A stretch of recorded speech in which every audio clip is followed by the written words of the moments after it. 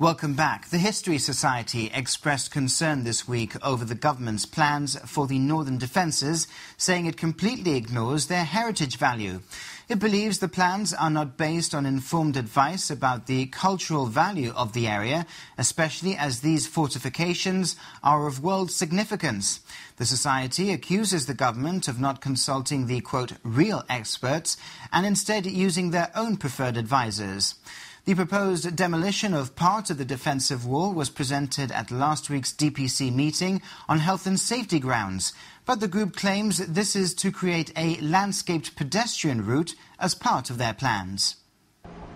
The History Society claims there are plenty of people more knowledgeable and more expert than the government's preferred advisors, and says that not only are they not consulted, but that worse than this, the Development and Planning Commission, knowing that there were objections to what it describes as the desecration of our heritage, decided not to call them and avoid a proper debate based on facts. Well, that's what I've said, or what's been said in our press release. Yes, we don't think the government have given any information on the site at all. It's been talked about opening up the northern defences for many years, and we would like some sort of information to let us know what's happening. The History Society points out the importance of the site as a system of fortifications defending the land approach to Gibraltar, but also their involvement in historical events such as the sieges. The wall, well, we believe it's of incredible importance to Gibraltar, especially for the history of both Gibraltar and the UK, with the Royal Marines battle honour being won only metres away from that site.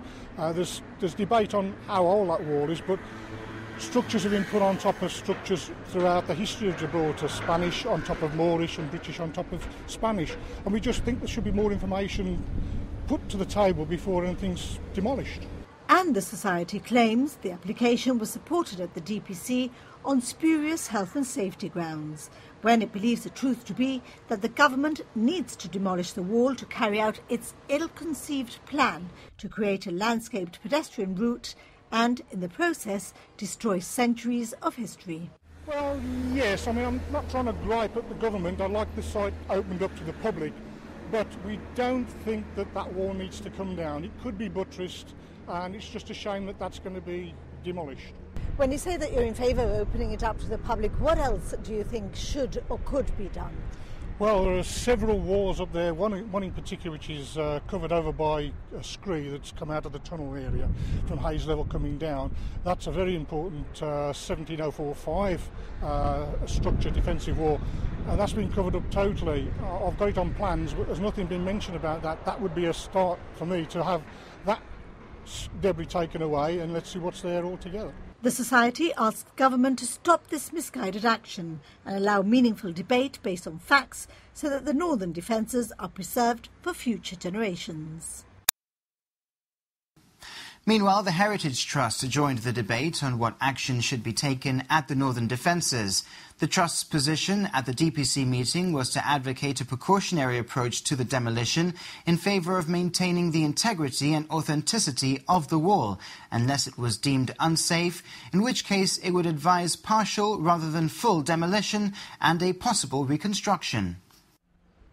The Heritage Trust says this debate has arisen as a result of the wider project to tackle and address long-standing issues of the large and historically important complex that is the northern defences. It claims the stability of the wall has been an item of concern for many years, with the buttresses to support the lower section of the wall installed in the late 1990s. The upper section of the wall has been subject to years of fly tipping, with this having placed pressure on it. The Trust believes that quite apart from the longer-term management of the site, the two main issues are the significance of the wall and establishing whether it is in a dangerous condition. The Trust points out there are 3 condition surveys and structural reports that have been conducted over the years, and all point to the general poor condition of the wall. The latest finds that if left indefinitely, the wall does pose a danger, and that intervention is required. It adds it's with this background debate that the application for demolition was filed and the item went to DPC for discussion. The Trust is open as to what action it takes. It says the wall may be repaired with partial demolition and rebuild, but that all options need to be considered within the context of the wall and its significance and economic and practical considerations. It feels that as well as having a duty towards the correct treatment of the wall, it also has a duty of care to the rest of the Northern Defences complex lying beyond it, and that this debate should not deflect attention from the importance of addressing the site as a whole. 6 of Gibraltar's best-known streets now bear plaques showing their traditional names as well as their official ones. The plaques will form part of a suggested trail to take visitors into the historic Old Town with short descriptions of the main stops en route. The project has seen the collaboration of local historians and the Heritage Trust and was launched on Wednesday at Castle Street, or La Calle Comedia. The places now marked with plaques are considered 6 of Gibraltar's most emblematic streets, all within the old city walls. The trail from sign to sign aims to take visitors through the history of the old town, with the government hoping this will now form the basis for a walking tour as well as the subject for a coffee table book. When I became a taxi driver many years ago, I recall that the radio operator was very enthusiastic about the old names, and he would actually send us places places to go to, La Calle Comedia, and some of us would remain and say, well, where is that? And I thought to myself, well, we're going to lose this. This is something which is part of our culture, it's part of our heritage more than anything else.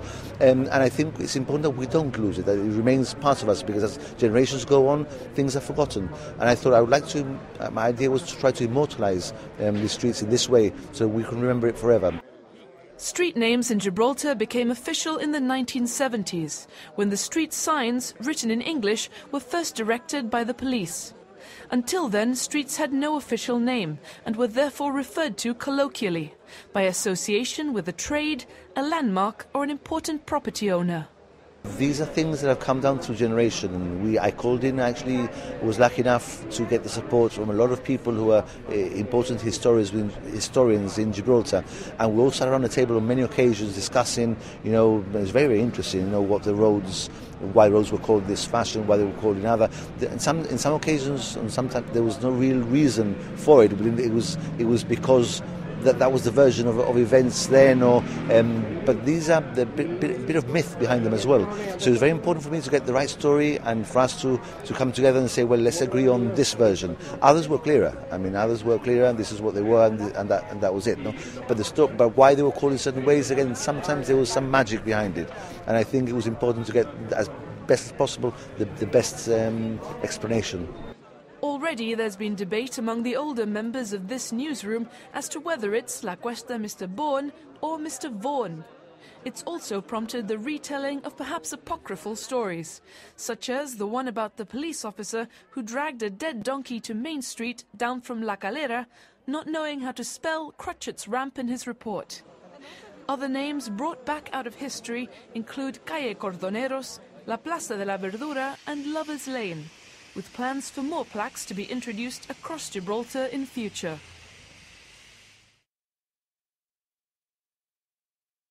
The Gibraltar Careers Fair was once again a success, with nearly 70 stalls on display.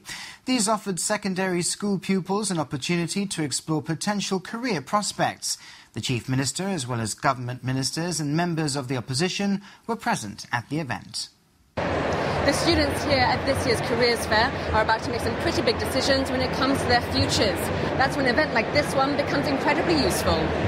Information desks represented employers and service providers from public and private sectors, as well as UK universities and colleges.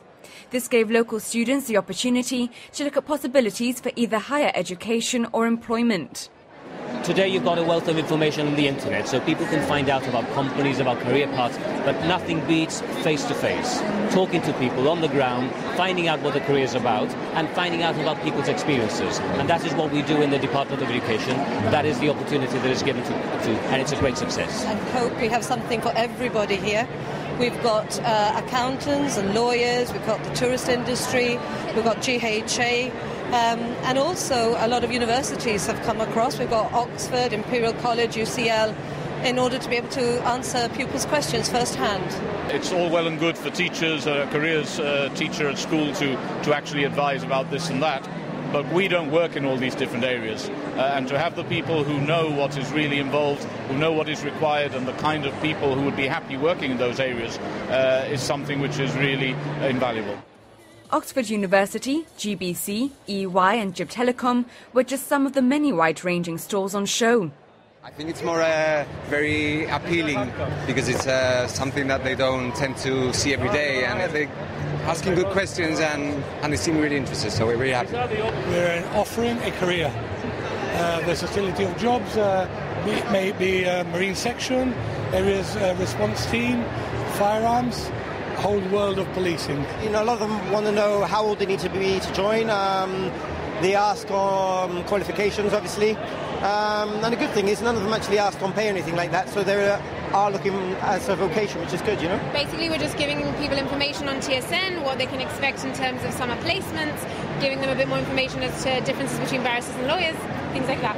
We're recruiting for the regiment as a whole, so everything from the reserves to the regulars and even down to the cadets.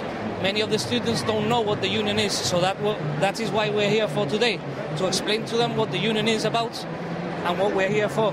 Well, basically we're just trying to sell Hassan's, obviously. We're not going to lie, it takes a lot of hard work and dedication to become a lawyer, but it's a very rewarding career. The event is aimed at students from Westside, Bayside and the college. But with so many stalls on display, which ones were the most popular?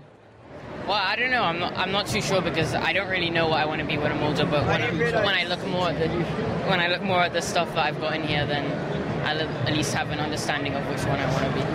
I'm not really sure. I like the architecture and there's a few law and accounting. They're really good. Well, because I'm studying architecture, so I'm more into the civil engineering. I just thought there was maybe like the police, the firefighters, and then I came in and looked at everything else. And it makes you think about what you want to be when you're older. Most students won't have decided what they want to do after their exams yet, but hopefully after this year's fair, that decision will be that little bit easier. And that's all for News Review. For more, you can head over to our website, gbc.gi/news,